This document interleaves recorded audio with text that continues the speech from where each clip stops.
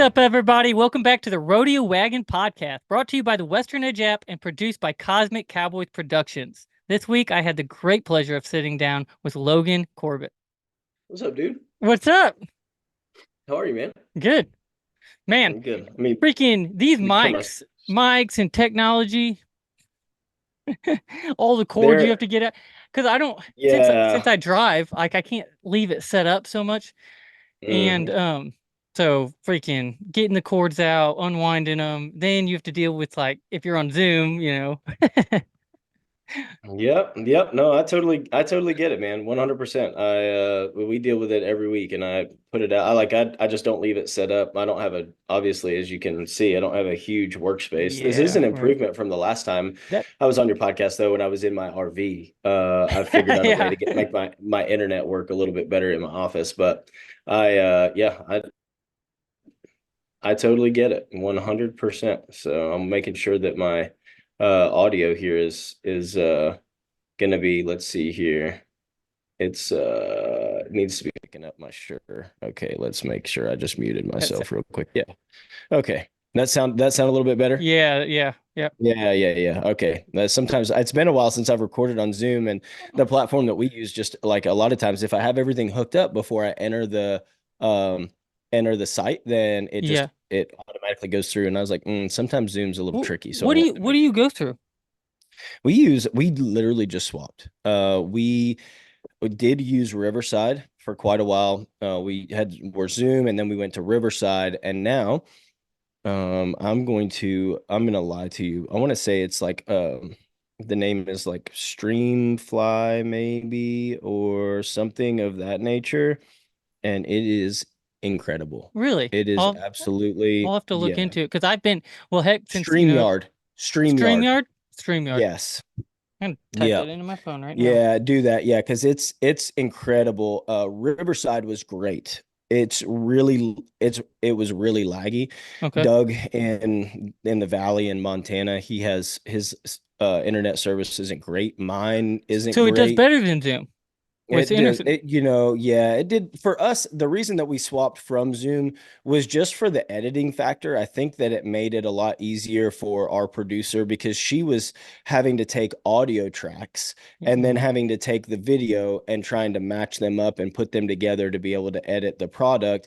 And on Riverside and on StreamYard for that matter, that you don't have to do that. It's recorded as one. And the audio quality is a little bit better, but there was Riverside was really laggy, and because Gotcha. we didn't have good internet, and so there'd be a 3 or 4 second pause. Well, I'd get done saying something with three people. It's difficult. I'd get done saying something, and then it'd be like 4 seconds before Doug would hear it, and then he'd try to chime in. But at that point in time, Paul's already said something, and it was just really StreamYard. It's it's just like sitting down having a conversation. It's made podcasting fun again. So it should be. That's helpful. Because I've been Yeah. dealing with that just freaking, the last, I don't know, 5 weeks Mm-hmm. just with Zoom and the connection. And if you get really good service, it's not so Yep. bad.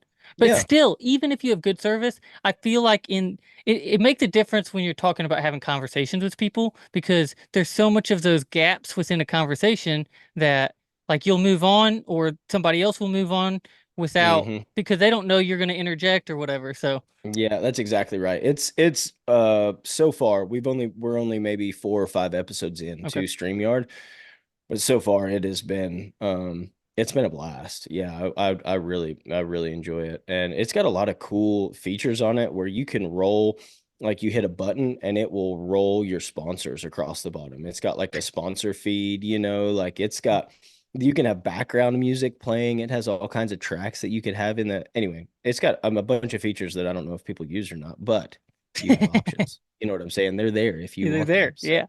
Yeah. And you never know. Yeah, yeah, anything that has a lot of options, eventually there's something there that you wish you would have known. So, that's it. yeah, That's sweet. exactly What have you been exactly up right. to? I mean, Man, just raising kids, really. Been been traveling there. a little bit, I am there, and not been there. I am yeah, there. yeah. It's good, man. It's just wild. It's the Wild West around here, especially in the wintertime. So Yeah. I mean, sickness, our kids have had a variation of the stomach bug twice since Hmm. Christmas. And Oh, wow. yeah, just weird. And Yeah, that then sucks. and then, sinus stuff and whatnot.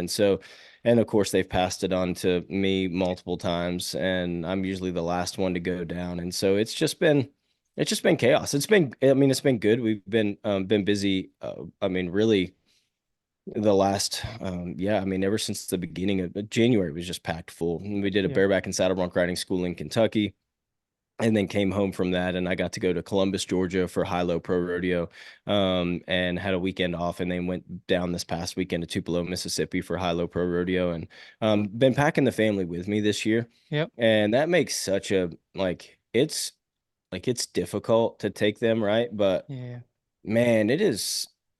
On Saturday, for example, I got to have where Saturday, but it's just a one perf rodeo. So Okay. Saturday night, and I am at the arena all day on Saturday, prepping everything, getting ready. And I got to sit down and we ordered some pizza, and I got to sit down with my son and my daughter at the table. My wife was at the Airbnb, and have a meal together, like at a rodeo. Sure. And for Yeah. years I've been going and doing that stuff, and I'm just kind of by myself, Yeah. and she's pulling her hair out at home with all the kids running around crazy single momming. And anyway, it was just a really cool moment where I was like, okay, I think this is the right thing. It's hard, but But yeah. it was so yeah, we've been on the road a little bit traveling. And then on Tuesdays I go to SIU and Southern Illinois University, and I Oh, okay. started volunteering in the weight room over there, and been working with the Cool. football team for 3 hours. Just man, I just wanted more hands-on experience as a coach, Mm-hmm. and it's hard to get when you're remote. Yeah. And so after getting my CSCS in July, I wanted to go and work with other real strength coaches in a brick and Sure. mortar gym with real athletes, Yeah, not and just just yeah, virtually. I just want to what kind of cues are they using for the squat, those Sure. kind of things. So it's been good. That's actually a great introduction into what you know, was thinking about earlier is I was paying attention, right now Super Bowl's this weekend. So how much do you see like from the rodeo side of things? I guess I should start there. From the rodeo side of things, Yeah. most rodeo people are they're so focused on the rodeo lifestyle and so focused on their discipline. A lot of these people don't even watch football that, Hmm. that are Yep. competing. A lot of Yep. these guys are, Yep. third generation, Yep. cowboys that came up and just, they just weren't raised around it. Yep. But it does, show maybe if you do get into some of these other sports, maybe that we should as athletes start maybe taking into consideration, hey, as this sport evolves, other sports have already evolved. What Mm. can we learn from the athletes in these other sports that will help us in our own sport? What? You're exactly right. What I see in rodeo is I've been doing a little bit of reading on some of the history of strength and conditioning, and what I'm finding the correlation between football specifically and rodeo is that in the 60s and 70s, football players and sport coaches, football coaches, they did not want their players lifting weights because they knew that lifting weights was going to make them bulky and it was going to slow them down. And somewhere along the line, Military too, by the way. yeah, That yeah, absolutely. And military and used and, to and it was about running and being yep, skinny. yeah, absolutely, for sure. And somewhere along the way, a strength and conditioning professional or somebody got brought in. And I remember reading a story, and man, I wish I would have buffed up on it but I remember this story of this guy who it was like maybe one of the first guys to get to work with a college football team. And the football coach said, he said, Man, I'll give you a try, but if you make any of them slower, you're fired. And so, the rest is history. Now these guys, we're at, on Tuesdays, I'm at Southern Illinois University, and these guys are, there's a possibility that some of these could go on to professional football at some point in time, right? Sure. Like there's a small possibility that some of these Oh, guys are going to go, 100%. but Yeah. regardless, like they've been training, at this level, they've been training for probably 6 to 8 years, say, all through high school at least, right? And Hmm. now they're in college. And so, I mean, these guys are moving some weight and they are scary individuals. And Freaking they're, the Eagles hurts. The yeah, dude's yeah, freaking yeah. he's squatting. I think was it 650 pounds? Was it? Yeah, dude, it's I think it nuts, was man. 600 pounds. That's Yeah, yeah. stupid.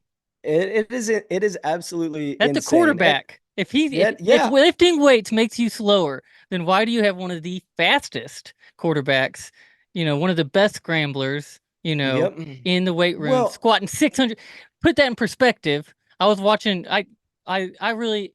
Jason Kelsey is one of my favorite football yeah, players, yeah. and I heard him talking about how he only squats that much. Like they got the same weight on the rack. You Mm-hmm. got a center, that's probably 300 pounds, right around there, and Yep. you have a freaking quarterback, a scrambling quarterback. Yep. It's Yep. interesting because what I see when I look at that, there's something that intrigues me about that.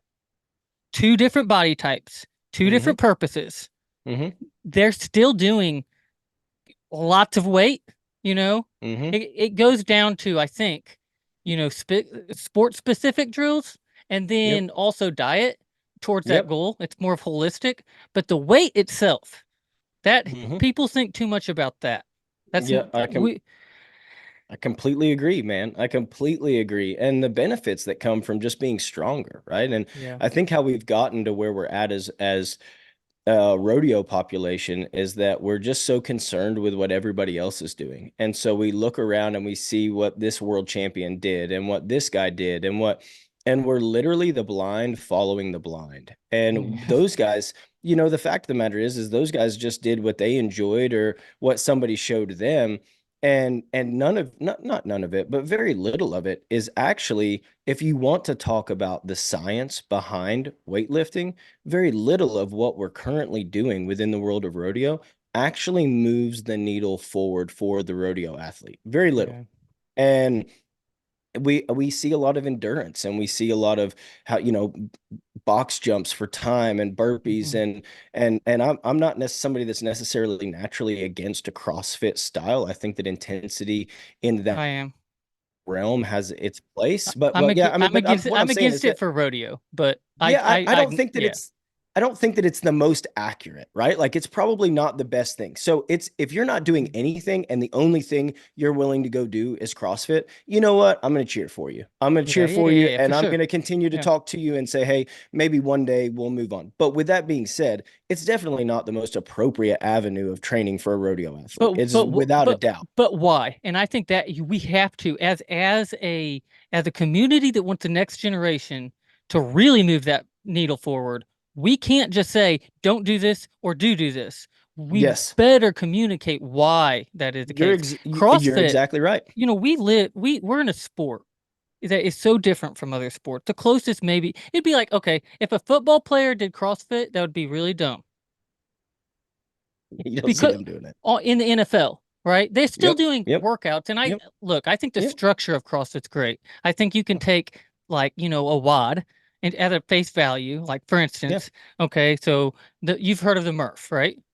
Yep. You run a mile, Yep. do Yeah. 300 squats, 200 push-ups, 100 pull-ups, run a Yep. mile again. So you could take that structure, right? I could go and I can get on my drop barrel and say, hey, I'm going to do, and I'll do this. I'll do 1,000 reps on my drop barrel or 500 reps on my Yep. drop barrel to start. And then I'll go and I can do sport specific things within that structure that Yep. gives me what I need. Yep. So I think the structure of CrossFit, but here's the issue. This is why I disagree with it. Yep. CrossFit is an impact sport. Okay. Mm, We compete not in an impact sport, we compete in a collision sport. mm. Oh, dang Meow. it. Hold on. My cat. My wife got four No. cats, and those suckers jumped in here because it's nights out. So I got the Oh freaking door yeah. Yeah. open. Yeah. Yeah. But anyway, so CrossFit is an impact sport. Yep. It takes a lot on your joints and Yep. your ligaments. And we Yep. are not in a contact sport. We're in an impact sport, a collision sport, as Yep. Tandy would say it. Yep. And so all of that impact. What is this Yep. doing on our body, on our Mm. longevity? And, even like you talk about, the need to build up strengths and have that durability. Okay. Yep. Yep. However, if you're doing impact movements and you're overdoing it, Mm. then That. that's going to impact your ability to maintain a stable foundation, you know, that Yep. that we should be developing as athletes, whether we're in Yep. football. So there's core things we need to do. We need to put on a foundation of muscle that will give us Yep. durability, have some Yep. longevity, and then you focus on all of those, you know, I call them minor, but sport specific movements and Yeah. drills, that kind of Absolutely, thing. 100%. Here's the two things that I really do enjoy that I don't do CrossFit. I've never done CrossFit. I won't ever do CrossFit. I guess I should never say never, but I have no intentions of ever doing CrossFit. But the two things that I think that are beneficial is number one is the community, and it gives. If you Sure. look at the people that do CrossFit, mainly they are ex-athletes. They are people that played high school football or maybe college, and they've lost a sense of community. Maybe they have a job that they don't enjoy, and the local box, the CrossFit gym that they go to is a place in which they have community and they go do hard things with people. And I think that that community is great for people, and I think that that's great for people that are not high level athletes. So the second thing that I think is good about about CrossFit is because of that community. It is going to get a relatively sedentary generation to do something. It is going to get some people to go do something. Mhm. Those two things are the only two things that I can pick out that I enjoy. But just like you said, Yeah. the negatives that we have, it has to be very strategic programming for you to get real strength gains out of a CrossFit workout that if it is styled Yeah. in an endurance way, where it is maybe an EMOM on minute one, you do Hmm. this, minute two, minute three, Tabata, some sort of Sure. AMRAP, because of the fact that you're just in when you're consistently moving with very little rest, what you're actually doing is you're building muscle endurance. And we don't use a ton of muscle endurance in the 15-second window that you're in the arena.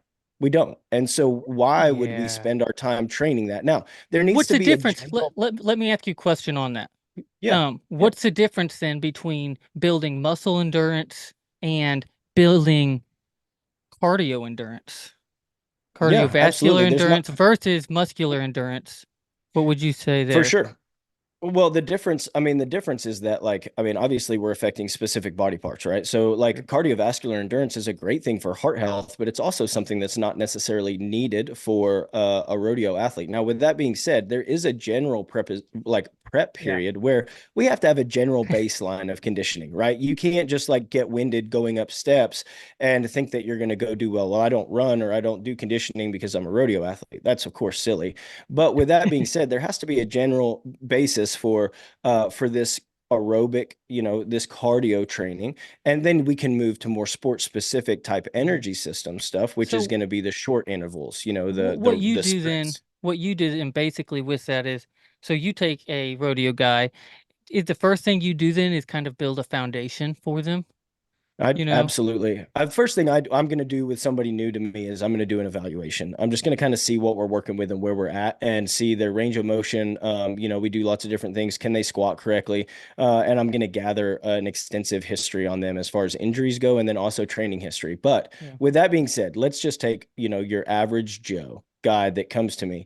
The first thing we're going to do is we're just going to build, assuming that we're not in the middle of the in season, we're not in the middle of the summer, we're not rodeoing hard.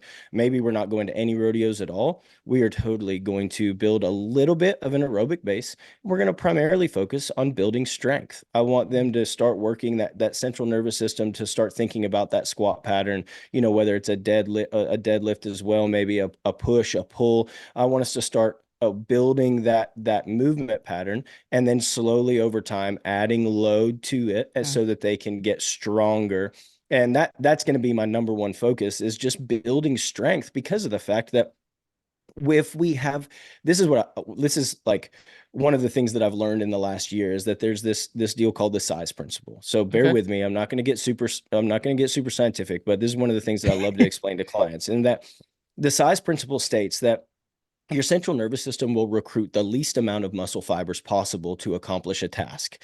And Okay. so it's going to recruit it's going to recruit the least amount possible. So if we can get to where through loading a bar or a dumbbell in resistance training, we can get the central nervous system to start recruiting more and more tissue, more and more muscle fiber, right? We don't necessarily have to get strong, like we would to get stronger. We're not necessarily adding mass as much as we are training that central nervous system and having it access more motor units, right? We get strong. Right. Sure, there'll be some muscle growth that takes place, but I want to get past that size principle, and I want your body to start activating. Because if I've got somebody in the squat rack and they're squatting heavy, and I know that they're accessing those motor units, they're firing on all cylinders, and it might take them 3 seconds, 4 seconds to complete a really heavy repetition of a back squat.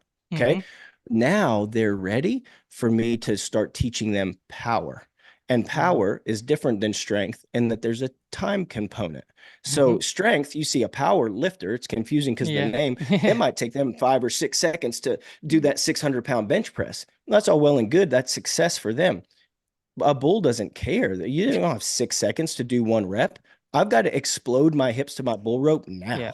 Yeah. You know what I'm saying? I've got to Yeah. drive. And so, but Yeah. you cannot be powerful if you're not first strong. Now, you can be strong and not powerful, Yeah. but we have to have that baseline of strength. And now we can start building more dynamic movements into your program, and we can start building that, the common name for it is not very scientific, but explosion, right? Yeah. You can become Yeah. more explosive. Yeah. And that's really just a building of power. And you do that in a couple of different ways. I think you could do it with, so look at, like, for instance, good example. This is how I understand it. Okay, in my head, you have bodybuilding and you have powerlifting. Okay, now they're actually way more similar than people think. They're not Hmm. that far apart. The difference I see outside of diet, because that's a huge difference, right? Yeah, of Like, if you course. want to lift Yeah. more weight, put on more weight. You just Yeah, will. Like, I was talking absolutely. to my cousin, Absolutely. and Yep. he weighs 200, and I think he said 280, something like that. Yep. And he's like, he's like, I work my like that every day. And I'm Yep. like, you do. That doesn't mean that but the more weight you have, the more your muscles are going to be accustomed to that, and you're going to the power, though. The difference, though, is Yep. explosion is a big deal. Yep. Now, Yep. with bodybuilding, okay, go back to this. Bodybuilding is focused on muscle groups, right? Specific Yep. muscles that we're trying to Yep. develop size. It's all about aesthetics. Yep. It really isn't even Absolutely. about strengths. Although Yep. you look at, like, Ronnie Coleman, and he still freaking did like 800-pound squat. Now, Yep. Yep. he's at point 0.3, Yeah, there's under yeah. 1% body fat. Those guys are. Yeah. And that's Yep. crazy. Whereas if he would have put on, if just fat, if he would have just Yep. put on weight, he would have got over a Yep. thousand, just by Yep. diet alone. Yep. And then you Yep. see different kind of, so the movement patterns in powerlifting is actually the important part, where it's not so Yep. much in bodybuilding. There is Yep. movement because they Yep. have to learn how to extend their muscles and get that growth and extension and all of Yep. that. But like power lifters, you'll see them go in there and they'll do pause reps at the bottom of their bench Yep. press, and they're Yep. exploding, lots of Yeah, weight. Like, you want to absolutely. move Yeah. 600 pounds, on Yeah. a bench press, like, you can talk Yep. about some Yeah, you've explosion. got to be, yeah, you've got to be explosive, especially out of the bottom. And you're right, they do have a lot of different strategic ways in which they can program, like for power lifting.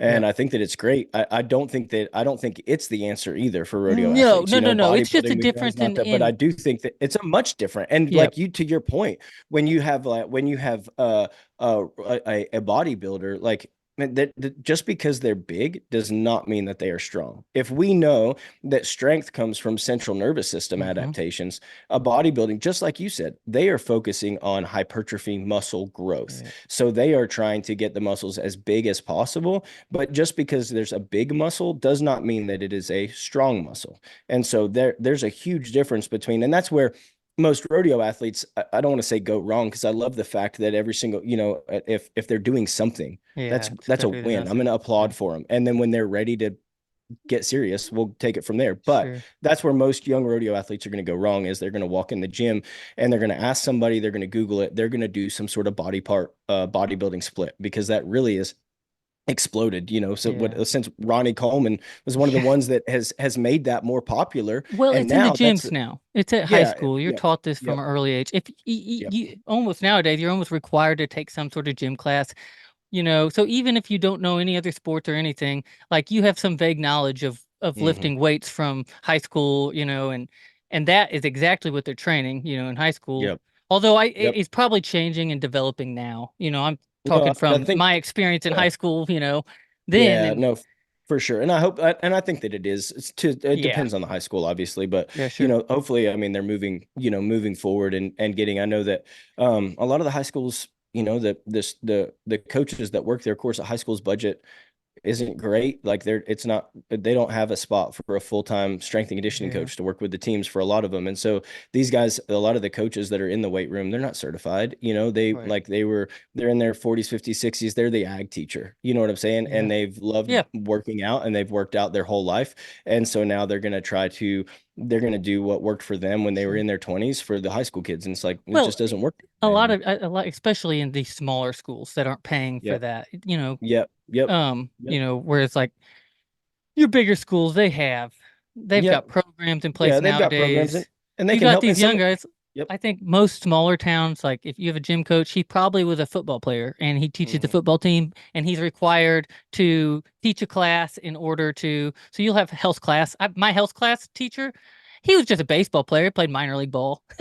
He taught Yep. Yep. baseball. Yep. He coached the baseball team, but in order to coach the baseball team in our small town, you had to be a teacher. It was just a requirement. Yep. I don't know if Yeah, that's the true in absolutely. all places, but it definitely is here around here. Yeah. So a lot of them are I just yeah, they're not. And you know what? The fact of the matter is that like I'm pretty careful to just I'm thankful that they have physical education in 100%. high school, And regardless of what it looks I'm like. actually grateful for the smaller schools that they Yep. require those Yep. physical teachers to be teachers, actual teachers, Absolutely. not just teaching, baseball or football, being a coach. Yep. They're Yep. actually teaching students in one way, shape, Yep. or form. So Well, it's planting seeds. I mean, who knows? A lot of those kids, they graduate high school, they don't go on to college ball at all, or they don't, they go onto a job and they don't step foot in the gym for 15 years, but then they do, and they remember what they were taught back then, and they like that gives them a baseline and it plants a seed, and we don't know when the seed is going to flourish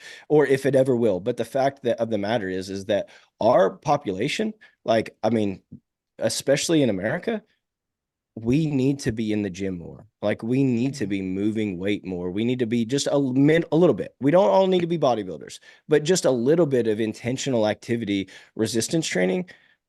It would go so far for so many people.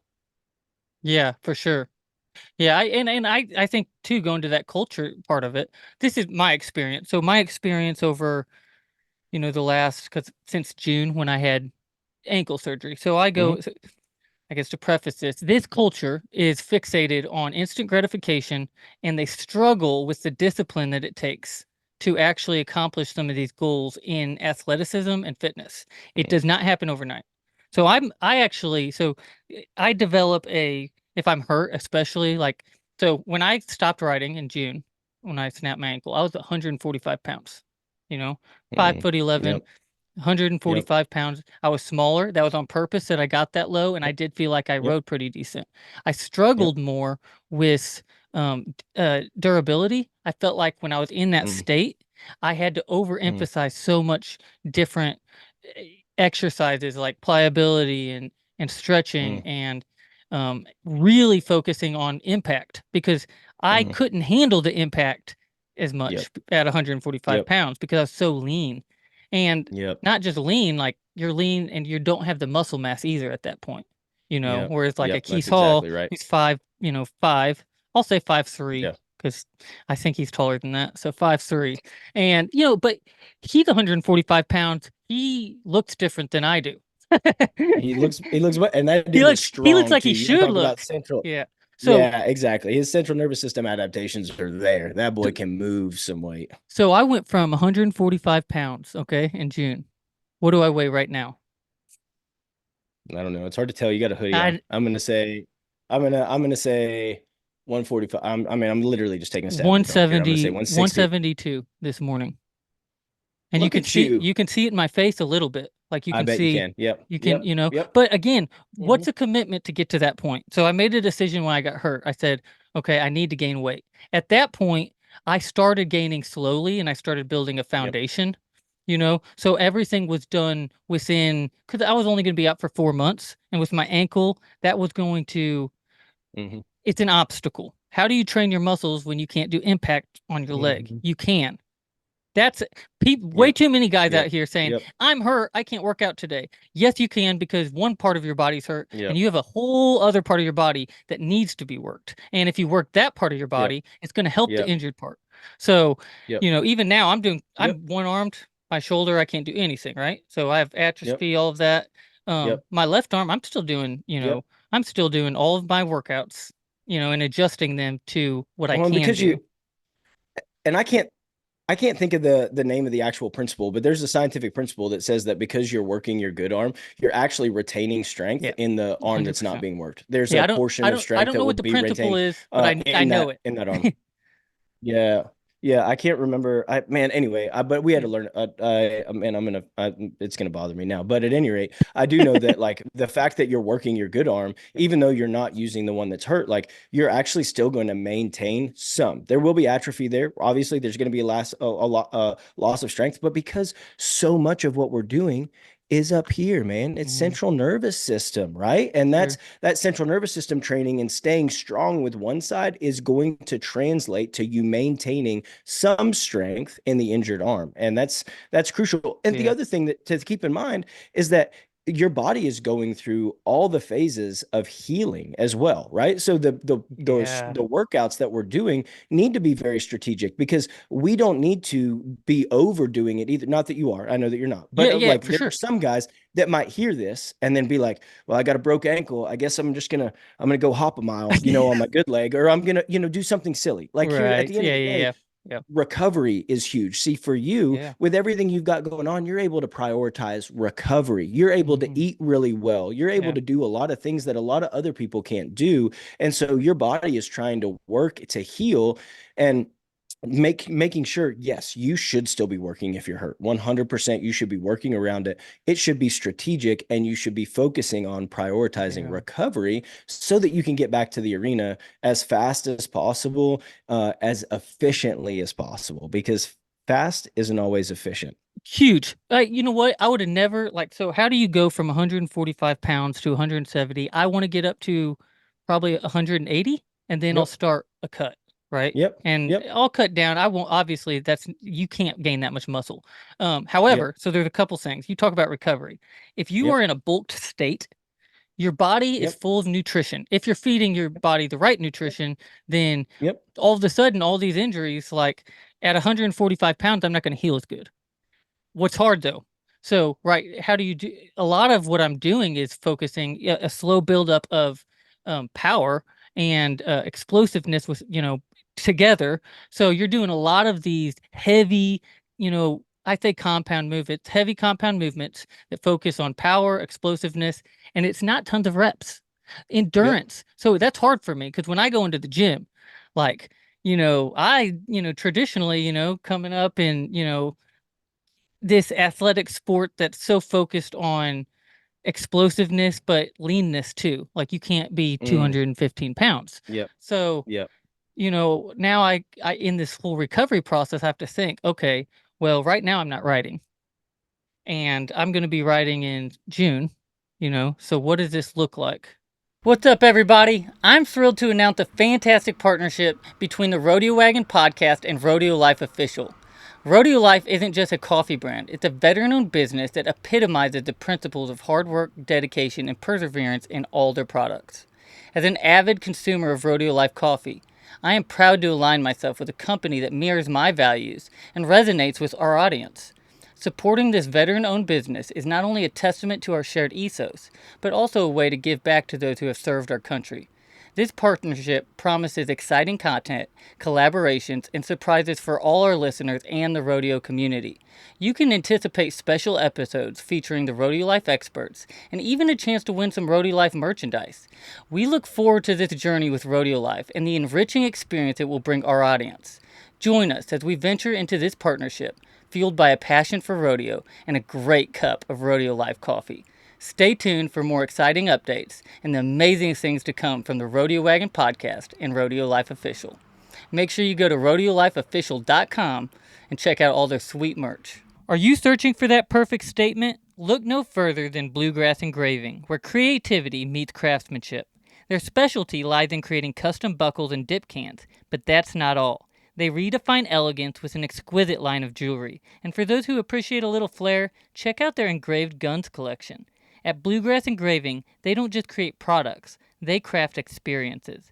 Visit Bluegrass Engraving today and let them turn your visions into engraved realities. Bluegrass Engraving, where artistry meets authenticity. Hey there, folks. I want to tell you about my favorite cowboy hat brand, Sombrero Brands. As a professional bull rider, I know how important it is to have a hat that not only looks good, but can withstand the toughest rides out there. And that's exactly what Sombrero Brands delivers. Their hats are custom fitted and shaped to perfection, with a level of attention to detail that's hard to find these days.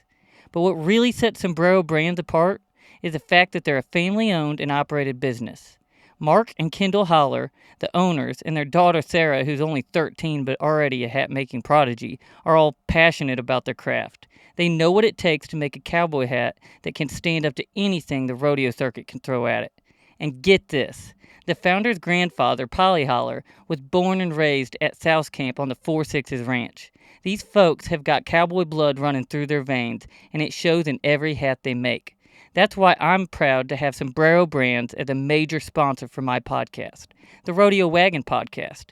So if you're in the market for a hat that's tough enough to handle anything the rodeo throws at it, give Sombrero Brands a try. Trust me, you won't be disappointed. I think I want to hit on what something that you just said there is it's not a lot of reps, right? And that's Not. super important. If your focus is, for anybody listening, and it's like, well, maybe I'm not doing enough, power stuff. And like what we're talking about when we get to strength or power, typically your rep range is going to be under 6. So anywhere in that range, 2 reps, 4 reps, it's going to be under 6. Yeah. The reason that it's low, right, is because the strength, if you're talking about maximum strength, you're going to be moving really, really, really heavy weight, really, really slowly because it's that hard. Yeah, And sure. you might only get 2 or 3 reps in, but then we need that 3 to 5 minute rest period in between sets so that we can give 100% effort or as close to it as possible again for a second set. The same thing with power. We might not be lifting heavy, heavy, heavy weight really slowly. In fact, we're going to back that off to probably, it depends on the goals of your Right, sure. adaptations you're trying to get, but anywhere between 30 and 70% of some sort of repetition maximum that you found when you were building strength. And what we're going to do is we're going to move it very quickly. But again, we're staying between 1 to 5 Yeah, reps there, and we're still resting for 3 to 5 minutes. Why? that's hard Because too. I need you to give it's difficult Yeah. because I need you to give 100% effort every set. And that's why, like, I see these guys that are doing explosive movements. Just for example, a basic one is a box jump, and they're doing them for reps, not for quality. And so they're doing sets of 12 or 15. There are situations and scenarios, maybe in rehab or in other things, in which that is an Rough up. acceptable rep range. But if you are doing box jumps for power Oh, yeah. development of the lower body, it needs to be lower, right? Like we're thinking about I you 100% focus I effort think this every is what single you rep. look at. How I focus on that is I focus on one rep at a time, Yep. and so Yep. everything's like on that one rep, and then everything's about the quality there. So if I can Mm, go to the gym and I can hit, I know it doesn't sound like a lot, but if I could hit 15 solid sets on, mm. my legs, Yep. like I've Yep. done some That's a damage to my lot. That's legs. that's a That's a bunch. Yep. lot. That's a And lot. I think and that that's it's 8. including that's Oh, including good. that's including warm-up sets, by the Yep. way. So, Absolutely. all And the the little stuff you're that's doing to this warm up your joints. that's the sweet spot. I think 8. I think I might have to try to find something to make sure that I'm not like misquoting. You can fact check me, but I'm pretty sure that around about like 6 to 8 working sets, Working right? That sets. heavy Yeah. weight is Yeah. enough Uh, to stimulate the the adaptations that you're nerve. trying to get, either Yeah. strength or hypertrophy or whatever. So if you're talking about you've got some warm up sets of some stuff, then you've got your working sets. I would say that you're absolutely 100%. Your volume is higher than the next guy, but that does like Yeah. you're still gonna see progress there, and And how it is many days it's off you a lot. take before you're, like all of this comes into play when you're talking about that. Like, I know one guy, I forget his name, and I follow him on Instagram. Dude's a beast. He does full body workout every single day. Okay? And he Yep. does one lift per workout. Yep. And the Yep. reason he does that is because he's like, well, if you get, say you get, example, say you get 10 sets in, right?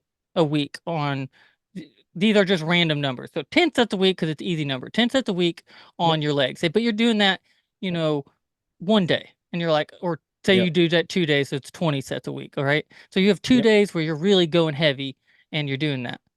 Um, versus what's the difference between doing that and just doing one heavy quality set per day? I have Yep. never done that kind of split before, but I found it intriguing and Yeah. it's a It is intriguing. fascinating. I think that Yeah, it is. And I think that like I mean we have to think about for adaptation to really take place, there has to be this baseline of stimulating repetitions, right? We have to get to like the minimum effective dose of stimulating repetitions. And so I would be very curious to see if you did like one really, really heavy set every day, 5 days a week. I would say that maybe on at the beginning you might see some adaptations, but that your adaptations would Slow down.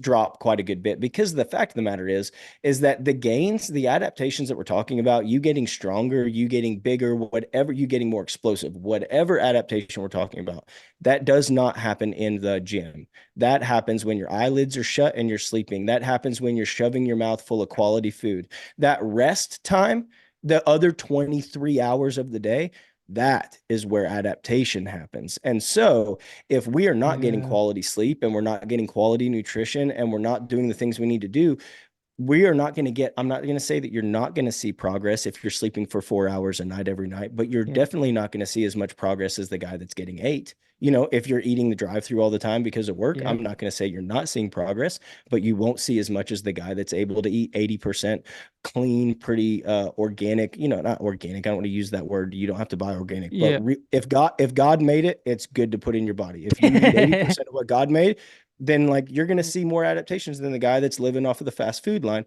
because recovery is what is going to drive those Great adaptations. So, example. How many construction workers do you see go into the construction field or whatever?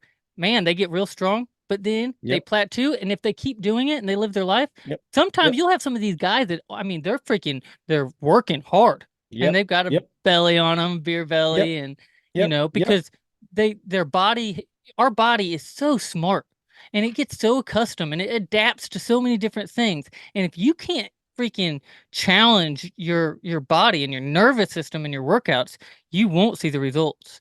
And another Progressive thing, overload. it is. And another thing that I would say too is like, so there's times where extremes are necessary, like if I'm trying to Mm, put on weight, right now I'm on 4,250 calories a day. Okay. I believe A it. lot of calories, and I'm Yeah. bulking, I'm putting on weight Yep. consistently, Yep. and you Yep. deal with the middle side because even at that you're in such a surplus, you're gaining weight, no matter what you're Yep. eating. So Yep. what's Yep. the difference between when I go on a bulk and a cut Yep. and stay in a more of a moderate? There's actually, when it comes to diet, it's one thing stayed the same in all of this. I'm eating Yep. at least 200 grams of protein a day. That is a Yep. staple. Yep. Outside of Yep. that, now once I get my 200 grams of protein in, all of the food that is around that I'm using to fill up my calories. So I'm on a bulk, I'm 4,250. If I'm cutting and I'm trying to really get down, I'm going to drop it down to about 1,800, and Yep. it'll just start Yep. burning off. Which is, yeah, it will pretty quickly, but it's And then important you to got to note get like back a couple to that moderation though, because you can lose a moderation lot. and you didn't jump. If people are hearing this, like, and you want to start a bulk, like you don't start at 4,200 calories. Like that's not where you No. start. What you have to do Yeah. is you have to Yeah. start with you had to track food first. And you had to Yeah. figure out how many calories am I currently Mhm. taking in, and then once I figure out where I'm currently at, bump it up by 500. That's a pretty large jump, but bump it up by Yep. 500. Again, focusing on some protein, good quality food, Yep. and then you're going to see a little bit of weight come on. And then Sure. if Yeah. you once you get to where that extra 500 is, I say comfortable, then you could bump it up by maybe 300 or Yeah. 500 and you work your way up over a couple months of getting to 42 because Sure. what happens Yeah. is that when I'm trying to get clients that are used to they're athletes, they're not on a cut, they just don't know any better and they're eating 1,500 calories a day, and I'm trying to get them, there's Yeah. a 6'2", 200-pound steer wrestler and I'm trying to get them to eat the 3,000 calories that they need They probably need it. just to maintain. And they I definitely don't need the freaking protein. I'm definitely going to jump them very slowly because of the fact that Yeah. if you go from, just say you're eating 1,500 or 2,000 calories now, and tomorrow you're like, all right, I'm going to bulk up. Those guys were talking about bulking up. I'm going to hit 4,200. Mm. Your stomach is going to be so miserable. Yeah. You are And going to not just feel that. horrendous. I'll tell you right now what will happen if you aren't not if you've never done this. So I like this for me is not anything new. All of this stuff has been something I've been doing, my whole life. And a lot of these guys, Yep. if you're just hearing this and you're thinking you're gonna throw 4,200, you're gonna deal with some y- mental challenges that you did not expect to come your way. I'll tell you right now, Yep. It Yep. is No. the other day I was talking to my wife, and at this time I had I had just gained a bunch of weight and I was really happy. But at the same time, I was questioning on whether it was like water weight, like how much of that weight was I able to maintain? And then, you find out. But then I was Yep. talking to my wife about it and I'm like, man, I've been having a hard time, you know, gaining weight. And she's like, really? And Yep. and I had my shirt off at that point and I looked down and stuff. I'm like, no, you're right. Oh yeah, dude. And it was like a week after that, it's when I started feeling the difference. The difference in my muscles being, fully full, full of carbs Yep. and nutrition. Yep. And my Yep. muscles are healing and they're healing more rapidly because I am shoving food, as much quality food, but I'll tell you too, it's not all quality food. Like I'm at the Yep. point where the Yep. other day, okay, check this out. All right. This is funny. So I'm just gonna say it. All right. So the other day I had it was a terrible day. I hit my 200 protein, so I was happy, but I was busy. I didn't get to eat as much as I needed to. So I had my protein shakes, my chicken, all the prepared stuff that I make in Yep. every week.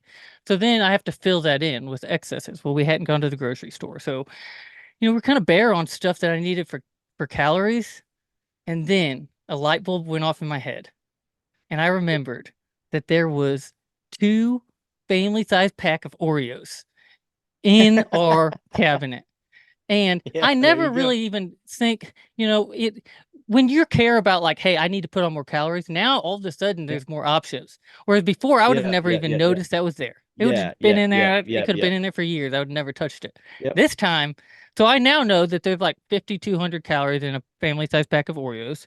And if I eat a half a pack, if I eat a half a pack of these Yep. Oreos, I'm going to get about Yep. 2,600 calories, which is what I needed. It was Yep. right around there. Yep. And so I Yep. did it. Now this is the issue, okay? And this is the struggle, right? So now the next day, this is the mental struggle. I'm like, dang, I hit my calories, I hit my protein. I can do the same thing today. And I did it for 4 days in a Mm. row, and that's four half pack of family size Oreos. Now they're gone. Now I Yeah. remembered because, in that state that I was in, I thought it was brilliant. Then I remembered, oh, they're the reason those Oreos were in here and they were in a Walmart bag. And so I'm like, I better Yeah. replace them just in case. I forget about that. Yep. And then my wife finds Yep. out. She's like, you ate all of the Oreos that I just bought for your son's birthday. And Yeah. Yeah. Well, food quality matters, it but the does. fact of the matter Yeah. is we got to live life. You know Yeah, what we I'm do. saying? Like that's the important Mhm. thing to if you're trying to like that's definitely one way to get some quick calories in when you need to. You're in a And pinch and you got to have some quick calories and if you need 100%. it, But the food, it's better yep. to go that route. But like you said, and this is I want to add to this because Yeah. this is the issue with going down that road for me. Okay. Yep. I think that overall, unless you're just like going on the extreme like that, overall, as long as you're hitting your the macros that you have in place for whatever you're doing, as long as you hit Yep. everything right, you're actually Yep. gonna see the results and it's gonna be great. Yep. The Yep. downside Yep. is how you feel just Mm, normally. When you start putting processed foods in you, mm. if you're eating processed foods all the time, you don't feel as good. Like if you're Yep. eating, it makes it harder if you are trying to put on weight. Look, Yep. that's the difficult part though, right? How do you Yep. eat so much Yep. food and still Yep. go to the Yep. gym and still live your Yep. regular life? Like it takes a That's lot of exact, commitment. especially if you're trying to eat all clean, and the fact of the matter is that life isn't clean. It I isn't. mean, we kind of live by the 80-20% rule around here. And so 80% of what I put needs to be something that God made, right? Like I want it to be like real food, whole food. But Yeah. you know what? We go to a birthday party and they have pizza. I'm not going to walk in there and be like, "Oh, nope, I don't eat pizza." Like, you know what? We're out this weekend. This weekend we're out. We're needing to get food. I got the family with me. The only thing close by that I can find is Taco Bell. You know what? Yeah. I'm gonna go through that drive-through. I'm gonna get two protein bowls, not just one, and I'm gonna eat both of them. Are the macros great? No. Is there No, protein in it? You bet there is. here is But you know yeah. what? I'm not gonna lose any sleep over it because it's Right. life. Yeah. And I've built my metabolism up by adding lean tissue to a spot in which one bad, there are no bad foods, just maybe poorer choices that don't help you towards your goals, but one bad meal isn't going to ruin my progress. And so Yeah. we have to get our mindset. We live in a all or nothing mindset. You know what I'm saying? And then as rodeo athletes, as a human race, but then as rodeo athletes, we take that to the next level and we are going to get in shape and we're going to go buy $500 worth of clean groceries. We're going to go to the gym 7 days a week. And it does works for 1 week or 2 weeks. And then we fall off the wagon. And now that we've failed, we quit. And it's like, it doesn't have to be that way. Yeah. It doesn't, no, nor should it be that way. That's not real life. I mean, It's not you've got livable. kids, I've got kids. It's not Yeah. sustainable for Yeah. life.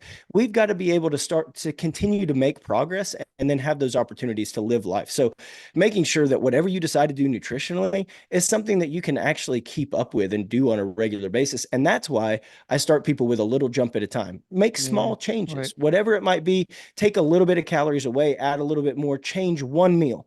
Man, maybe all three meals are horrible right now, and you think the food quality is horrible. That's okay. Change one meal. Right. Change one meal.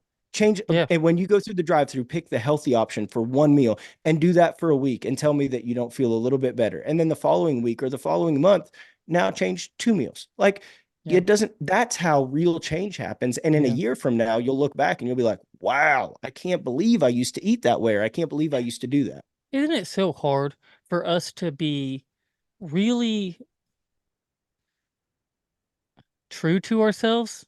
Like realistic. Like when we go into this stuff, like I am really big on like what is realistic? Like Yep. what's Yep. realistic here and what's not, especially when it comes to all of that. Like if you can't be consistent in what you're doing, it's probably not it's not moving the needle forward. It's just not. Like Mm, consistency is really that's exactly important. And it. we all can't handle the same anything. Mm, Load in the yep. gym, diet. Yep. Like each of Yep. us is, we have our own lives. And so what does all of this look like within our lives, I think is important. However, I do Yep. think that there are some people that can go all out. Don't think that they went Hmm. all out at one time. It took them Hmm. time to progress into that. And I think you should have a vision of a time when you can go all in on something and not Yes. compromise on it. But Yes. Absolutely. you have to be Yep. realistic about yourself, especially Yep. in the Yep. dieting world. Like, Absolutely. is this that is what I'm going for? Is that really what I want? And if it's Mm, really what I want, now we can start talking about what's realistic in reaching that goal and a a proper time frame. timeline to do so. Because for me, That's I'm exactly gonna right. when I come back to riding, I'll go from 145 I was right around 6% body fat when the last time I got checked when I was at that Yep. weight. I'll go Yep. to 160, 165 pounds, you know, and I'll probably be 8%, somewhere right around there Yep. is probably what I'll do when I Yep. come back. I Yep. won't go so low in Wow. my fat percentage, and Yep. I will have an extra 20 pounds of muscle. I have 20 Yep. pounds. It's quite a Yep. bit of muscle. Yep. Now, people are Yep. like, you can't gain that much muscle. You can if you're starting from 140 pounds. Now, if I Well, were to and if go you work over 170 time. pounds to Yep. 110 Yep. or 210 pounds, it's going to Yep. take longer. Yep. Yep. it's more tissue that has to be built up. Like right That's now, I've gained a exactly lot of right. weight because my tissue Yep. is it's like it's not pure. It's all Yep. intermixed with all the carbs and Yep. nutrition and all Yep. of that. You know, it's just full Yeah. of. Whereas if Yep. you cut it Yeah, down for to sure. its, you know, But it takes time. I've walked down that road. Like before I ever met you. I mean, when I hung up my spurs as a bareback rider in the summer of 2021, I weighed 153 pounds. So oof, this morning I weighed 194. And so I've walked down that road of like trying to gain weight. And mm, then I weighed that because I didn't know any better. It was right, before I had started as a strength and conditioning coach. It was before I knew much about nutrition. And I worked out, but I did, the stuff that we talked about earlier, a lot of hmm high intensity type yeah, stuff. And I was wore out before I ever got to the rodeo. But same thing, like I've slowly over time just been working on finding what's sustainable, being able mm, to add weight. And you can. I mean, realistically, if your nutrition is dialed in, realistically, we look for there's outliers and it can be more, it can be a little less, but sure, somewhere around about 4 pounds a month is a realistic goal for adding muscle. So now there's going okay, to be more yeah, weight. We never, ever, ever weight gain and weight loss is never ever no, perfect. You will no, never it's not, ever just add yeah, muscle or right, just lose body no, fat. It's always going to be a it mix of both, but it the stimulus can dictate which. yeah. Go ahead, Yeah, sir. sure. Well, the Yep. difference, like, so, okay, the most I've ever been is 190 pounds. When I got Yep. to 190 pounds, you know what my body fat percentage was? Oh no. It was 4.9%. I got under five. It's the only time Wow. in my life where I got under Wow. five, and I was like, but at that time, didn't happen overnight. That was years. Yep. That was all through Yep. high Yep. school. That was going into Yep. college. That was spending, I mean, I was doing construction. I was powerlifting. I was doing Yep. everything that wasn't good for my bull riding, but Yep. dang, I looked good and I Yep. was big and like just Yep. the differences. But again, I feel like the image that people have is that's the image, right? It's that Yes. Yes. or it's JB Mooney. And I've Yeah. done both now, and I don't think I really enjoy either Yeah. one of them. Like there's Yeah. challenges to both. I think that's where I'm gonna find the middle spot, and I'm The gonna, answer is in the middle. You're in the exactly middle. right. I Yeah. think that's an important thing that you bring up that is important to talk about is that we have two ends of the spectrum. And so over here on this end is performance, right? And these are performance type goals and training for performance. Over here is aesthetics and training for the way that you look.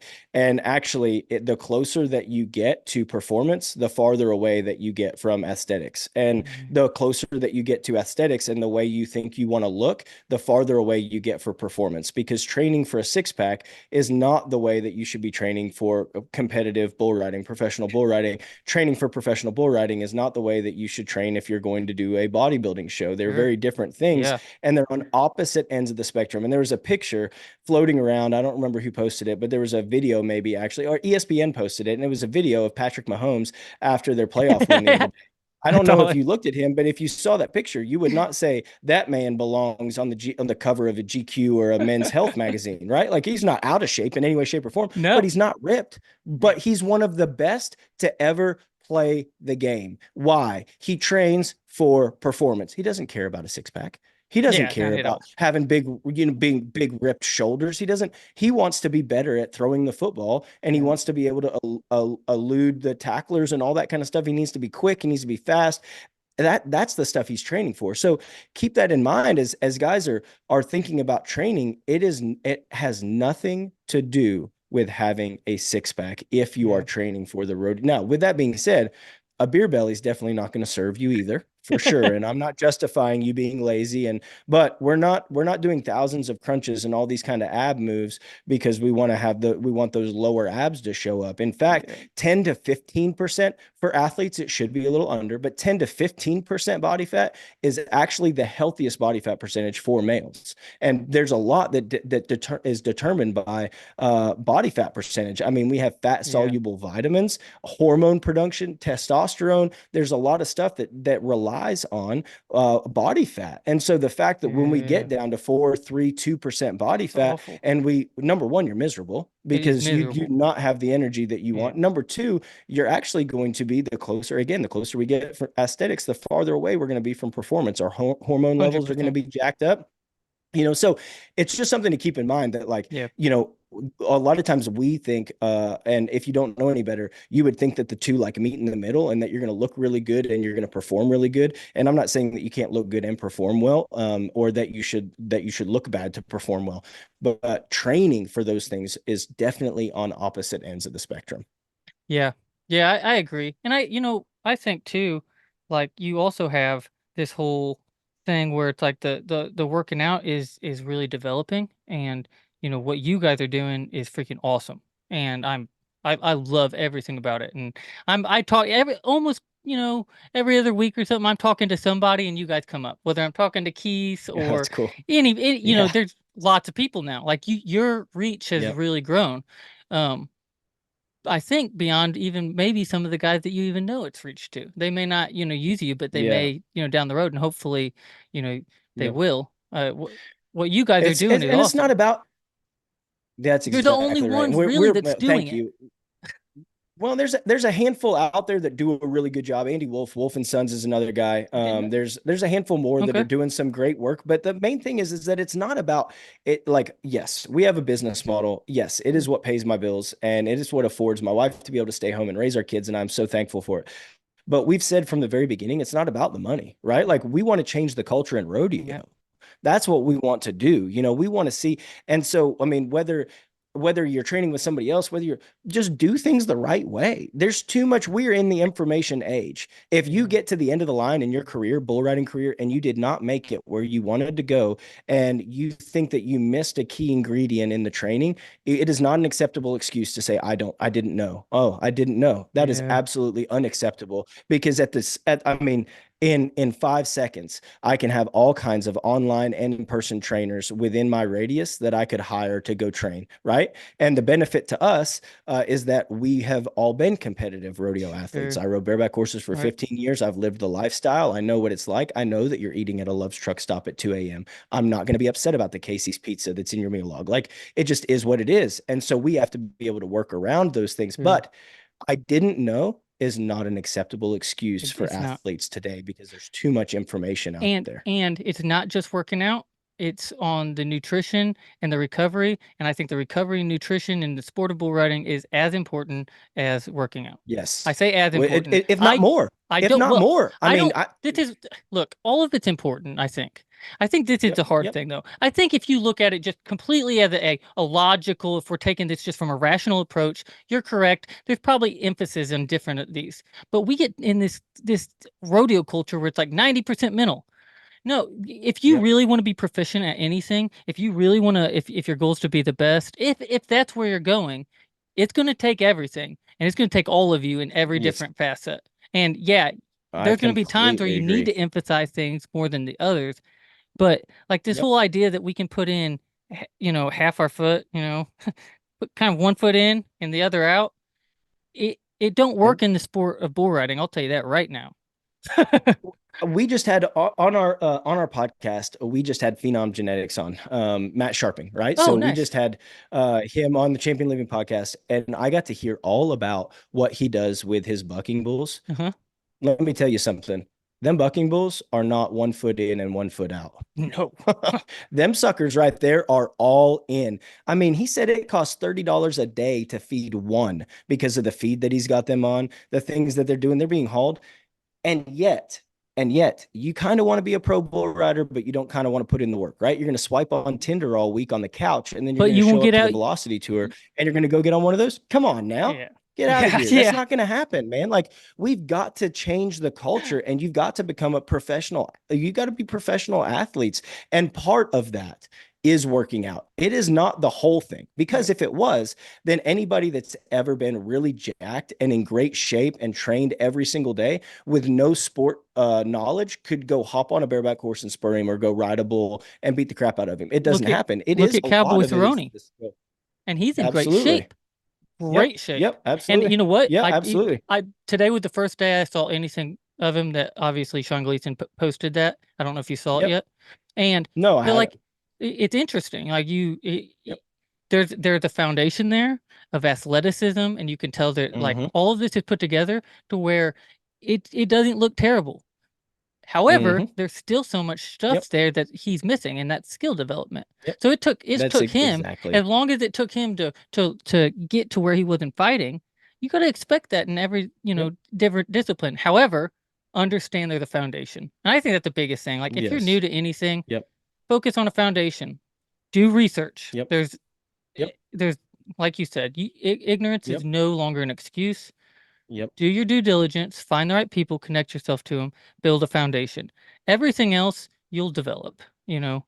You'll Yes, develop I over completely time. agree. You'll learn what foods my body just doesn't like, even though they're Hmm. good for me, Yeah. and what, Yep. the next guy it may be perfect, Yep. Yep. Everybody's a Just little bit different. And Yep.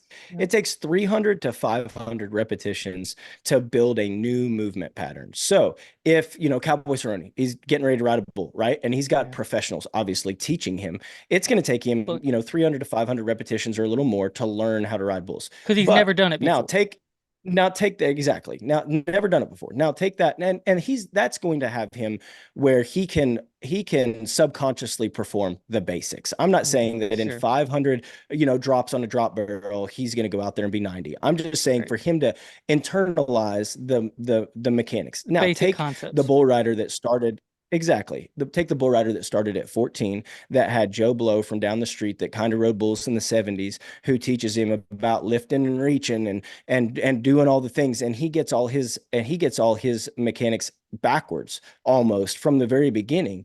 Once you learn those movement patterns, those 300 to 500 repetitions, if you need to correct them, it actually takes 3,000 to 5,000 repetitions to correct a Hmm. faulty movement pattern. It is 10 times harder.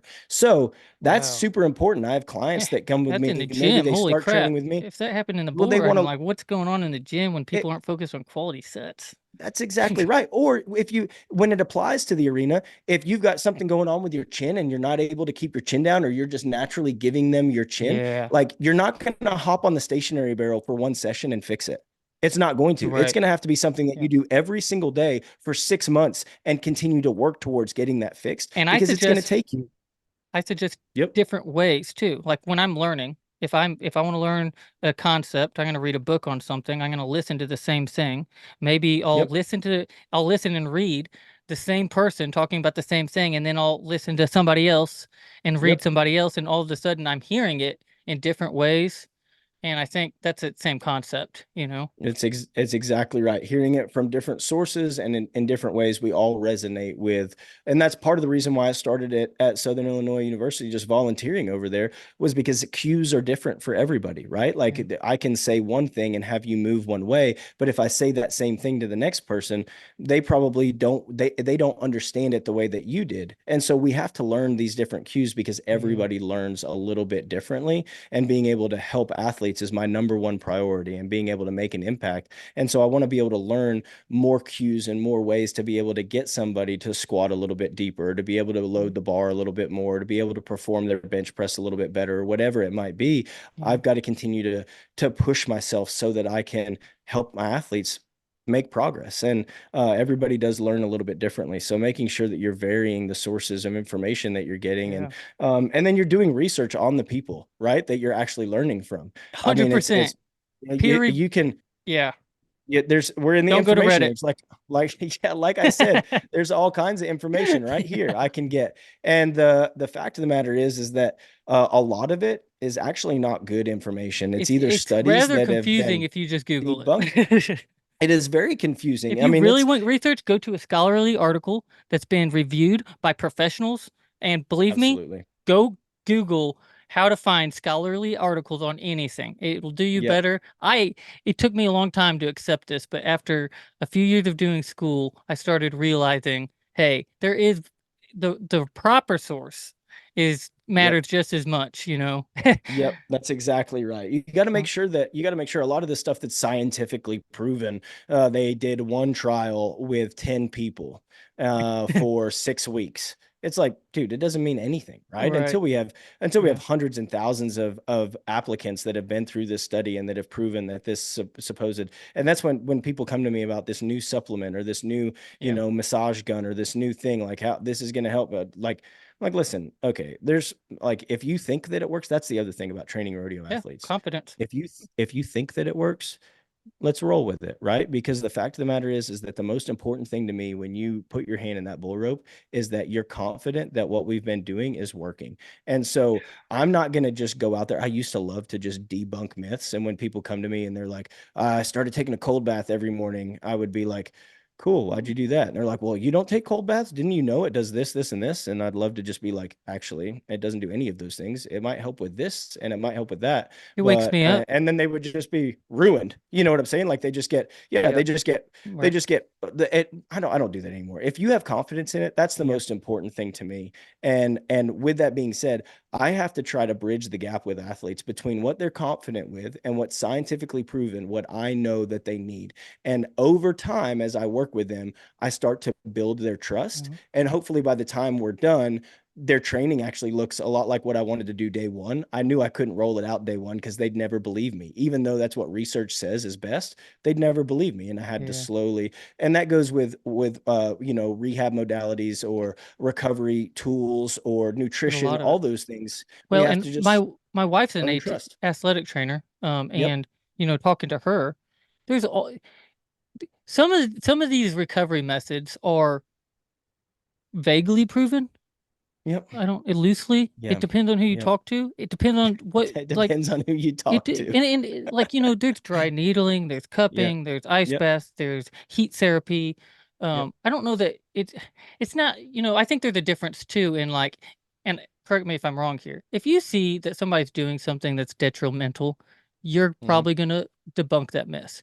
But if you Yes, see something absolutely. like taking an ice bath or getting in a sauna or doing cupping, and you're like, well, whether I really agree with this or not, it's not it's It's not beneficial hurting because anything. it's not hurting anything, and it's Yes. actually Yes. beneficial because Yep. if there's confidence that comes from it. If going Yes. and taking the ice bath, at 5 in the morning wakes you up so that you can go to the, you know, start your day. I don't know, like Yep. Yep. fine, Yep. do that. Or go to the gym. Yeah. If then you know Be what? That's careful totally though fine. about Like, taking an ice bath and getting too quick into some like yep, major lifts because that could be. But outside of that, like if you exactly take your right. time, Yep. then it's Yep. great. I mean, it's not Yep. bad. And It, I think that's exactly right. If it's not going to actually like injure you or yeah. it's not dangerous, I like listen. If you want to know, I would gladly give you my opinion based on what I've read and researched. And but the fact of the matter is like I said, I need you. The only way you show me a guy that is not confident in his abilities, in his training, in his nutrition, I'll show you a guy that does not matter how good his technique is, he will never win a world title because he's not confident. Show me a guy that's completely confident in who he is and what he does and has absolutely no training and no nutritional background. I'll show you a $7 million man named JB Meany.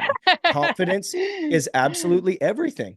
Because Confidence is what it's about. And so if these like if these things that are borderline helpful, not helpful, they're definitely not harmful, but they give you confidence, let's roll. I'm yeah, good. You know what I'm saying? Like I'm not gonna rain on your parade. I don't have to. You know, like right. I need you to get 6 to 8 hours of sleep every night. I need you to eat good food, and we need to eat 3 meals a day. Like I don't care where you're at. I need you to eat 3 meals a day. Right. We need to work on those fundamentals. Those are the basics. Those are like The the sleep foundation. is the free best recovery tool you'll ever get. And And and so, going yep, we'll just start circling back. I even say like yeah, bodybuilding. yeah, Like you drop yep, people telling me like, "Oh, I have 3% body fat." You probably don't.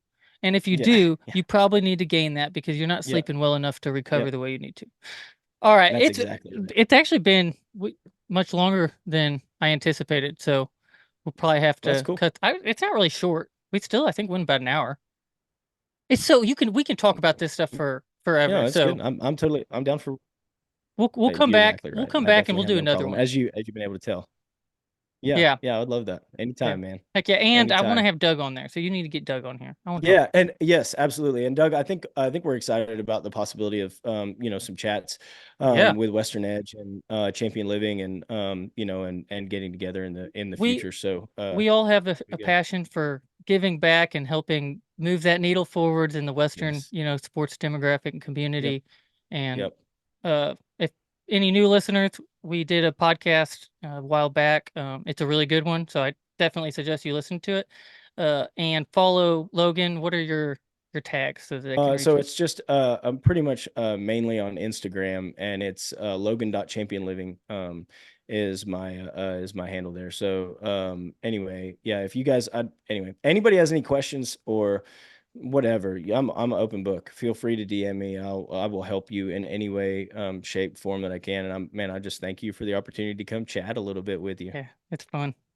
Yeah, it All is. right. It's good. Heck yeah, guys. Thanks for tuning in. We'll see you